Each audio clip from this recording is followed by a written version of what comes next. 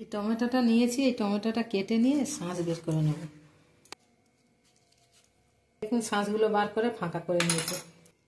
4টে tomato কেটে নিয়েছি। চিংড়ি মাছ, এবারে দেবো পেঁয়াজ, কাঁচা লঙ্কা, ধনেপাতা, লবণ, হলুদ গুঁড়ো, ম্যাগির মশলা, সর্ষের তেল মেখে নেব। পুরটা ভরে নেব। পুরটা ভরে দিয়েছি, ভাপাতে বসিয়ে দিয়েছি।